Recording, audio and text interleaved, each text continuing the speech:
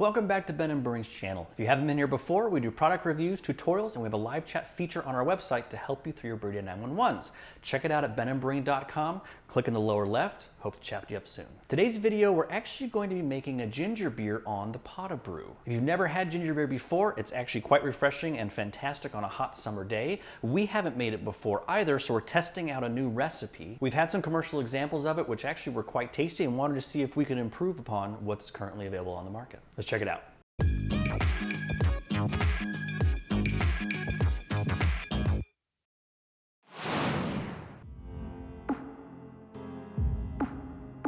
So making a ginger beer is actually a very simple process, and really there's only two steps to it. The first one is to make your ginger bug. Similar to a yeast starter, the goal of making the ginger bug is to grow up your colony of yeast and bacteria that exist naturally on the skin of the ginger into something that'll ferment out a nice ginger beer very quickly. Step one is you need to take about 3 inches of ginger and you want to finely chop it. Once that's done, you can add that to a mason jar, fill up the mason jar with water and just kind of cover it and make sure there's plenty of liquid in there. Add about 2 tablespoons of sugar and stir it up until it is completely dissolved. Make sure you cover it, the mason jar, so that nothing falls into it from the outside, but you do not want to close the lid if you're using the mason jar lid because it does build pressure. It needs to vent off the CO2 gas that it's creating. So you can put a piece of cheesecloth on it, secure it with a rubber band, or just leave the mason jar lid loose so that it's able to off gas. With your ginger bug now in the jar, you're gonna wanna make sure that you're stirring it twice a day and adding 2 tablespoons of sugar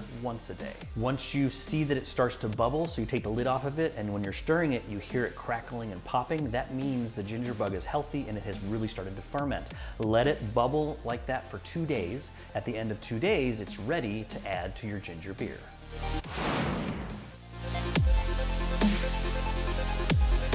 Once your ginger bug is healthy and has been fermenting and you have a nice colony grown up in your ginger bug, now it's time to start to make your ginger tea that you will turn into ginger beer. You're gonna start with about 6 inches of ginger root and finely chopped, just like you did with the ginger bug.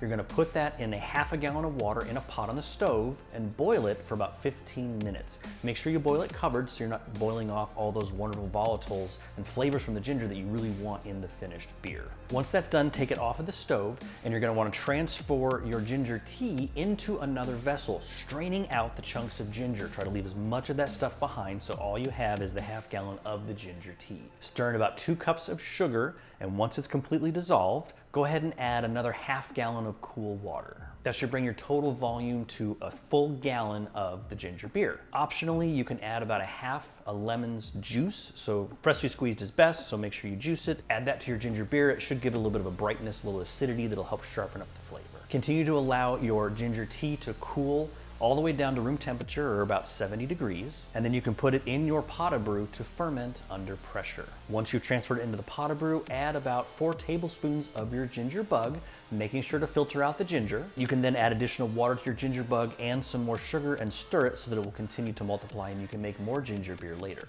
Allow your Pot-au-Brew to ferment under pressure and set your spunding valve for about 5 psi. You really don't want to go much higher than that because the ginger bug isn't really used to fermenting under pressure. You certainly don't have to ferment under pressure, but we like the natural carbonation that occurs when it's just slightly under pressure. It makes it a little fizzy. Ferment it out about 7 days at about 70 degrees. Once that's done, go ahead and put the Pot-au-Brew in your fridge to crash cool it, chill it down, and let some of that natural carbonation reabsorb into the liquid as it cools. Now, at this point, you can put it under pressure, about 15 psi if you'd like some more carbonation. You can also serve it with the natural carbonation that's in there, although 5 psi really won't get you that far. So it's recommended that you have another source of CO2 to hook up to enable kind of a higher carbonation level and enable you to serve it out all the way.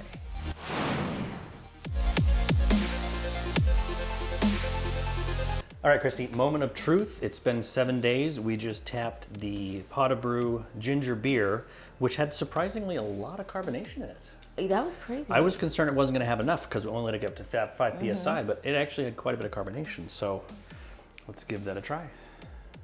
Cheers. Cheers. Is there a little funky something in there? Yes.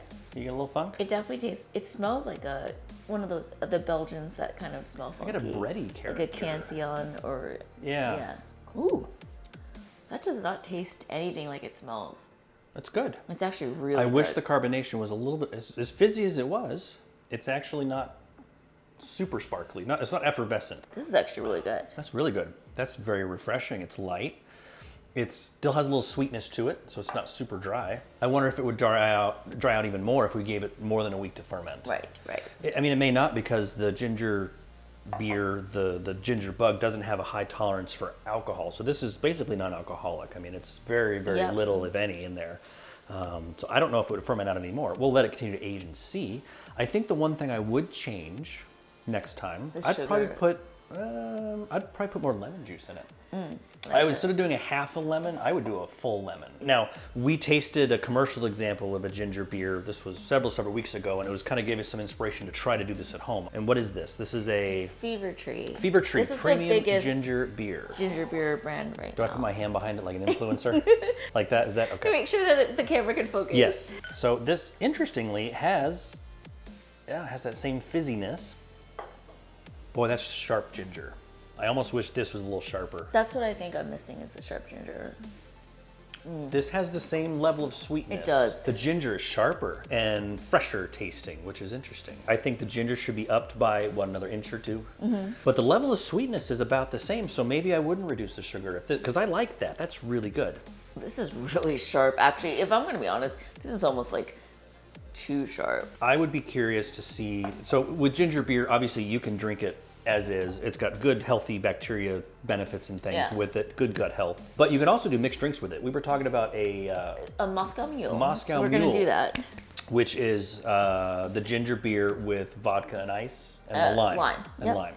So I kind of want to see these two side by side in a mixed drink to see how that goes. Hey guys, thank you so much for watching our video on making a ginger beer in the Pot-au-Brew. Comment below if you've had experience with this before, or if you've got a good recipe you'd like to share, any other tips and tricks that we can share with other viewers, or when we rebrew this, some things that might help us take it up a notch. Catch you later, my friends.